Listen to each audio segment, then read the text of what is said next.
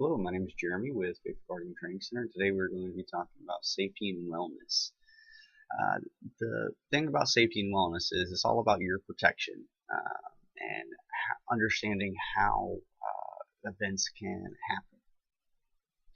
happen. So, for example, we're going to start talking with disease processes or infectious and communicable and route to transmission. An infectious disease is classified as something, a condition caused by a growth and a spread of harmful organisms within the body. Now, a communicable disease is a disease that can be spread from one person to another or one species to another. A really big thing to understand about this is that all communicable diseases are infectious, but not all infectious diseases are communicable. And that just pretty much means that just because I get sick, I have an infection, does not necessarily mean that you are going to get that infection as well. Whereas if you have somebody that has hepatitis or AIDS or the flu, for example, those are all infectious and they're communicable as well. Now, you have a pathogen, which is how these things spread. A pathogen is a microorganism capable of causing a disease in a host. And a host is anybody who is essentially carrying that pathogen, that disease process around. Now, the way these things move around, it happens a couple different ways. And it's called the routes of transmission, or the modes of transmission. Either one is acceptable.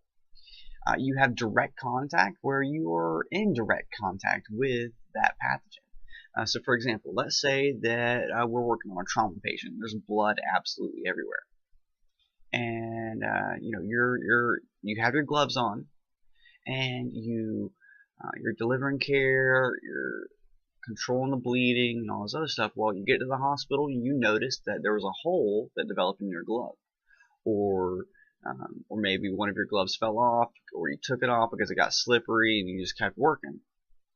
Well, if you had a cut on your hand and that cut got opened, that would be an example of direct contact because your hand, which had that, which you were using to work on that patient, that came in direct contact with the blood that was carrying a pathogen such as hepatitis or something like that. That is how direct contact works. You must come in direct physical contact with that pathogen. Now, indirect contact, that involves the spread through droplets or through a vector, which a vector is essentially something that carries the pathogen from host to host. So, an example of a vector would be the bubonic plague or the Black Death that ravaged Europe in the Middle Ages.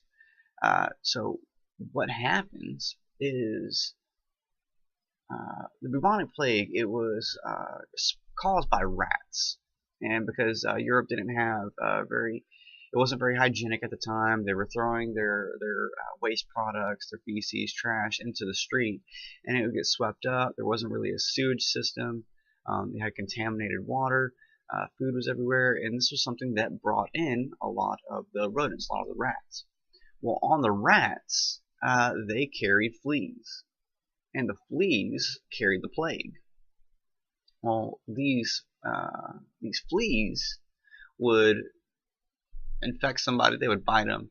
They would hop off, get on a rat, go to somebody else, and bite them, and that is how the spread. And as the fleas repopulated, they were starting to carry the plague. So what was happening was it just spread and spread and spread and spread. And something else about the plague is not only did it jump from fleas to humans, but it could also spread from human to human. So if you had one person that contracted the virus, anybody that came in contact with them was also susceptible of it. Hand washing, hand hygiene was not a thing. And it just led to a lot of people getting sick and almost complete eradication of certain population groups. Now, you also have foodborne transmission, which is For example, food poisoning. You have an infected a pathogen that hops onto your food, whether it be through unwashed hands, improperly cooked meat, improperly handled foods, and you ingest it, you eat it, it sits in your belly, it then just proceeds to wreak havoc on your body until you either fight the infection off or you die. And those are really the big things there. And then you also have airborne, which that's from sneezing, coughing, breathing on somebody. And this is why during flu season, you go to the hospital, you're supposed to be wearing a mask. And as an EMS provider, during flu season, if you get sent out to a sick person, it'd be very wise for you to wear a mask whenever you go on scene, because you don't want to contract the flu, because what that's going to do is that's going to prevent your ability of coming to work, and it's also going to hinder your ability to make money, and you can also bring that disease home that you got from a patient at work home to your family and friends, and that's not what we want to do. And the way that we do this, the way that we prevent bringing these diseases home and contracting these diseases and these illnesses ourselves, is through the use of standard precautions. Now, standard precautions, they're designed to prevent workers from coming in contact with substance or germs carried by patients. It's you have gloves.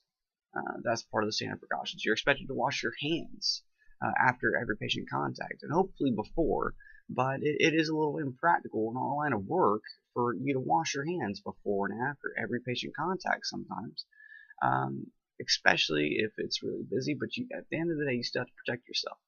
And you got to keep in mind that we're working in a different environment than the physicians and the nurses are at the hospital.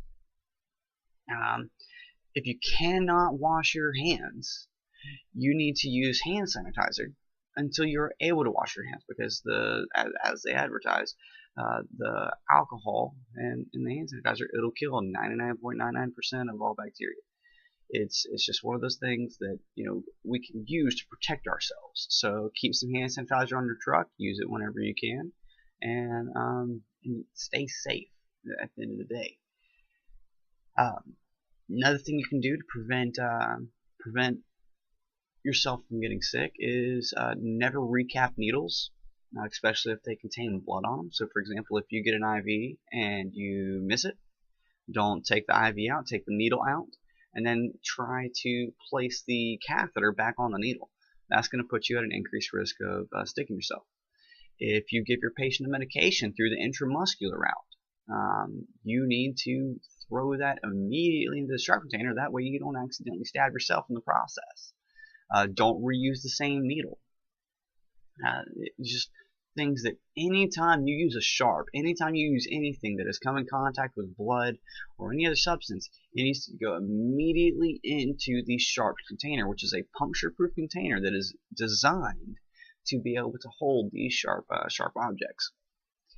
And you should have a sharp container, on your truck. You should have a sharp container in your jump bag. And your jump bag is designed to be carried onto every call, and it should contain everything that you need for the first 5 minutes of your call.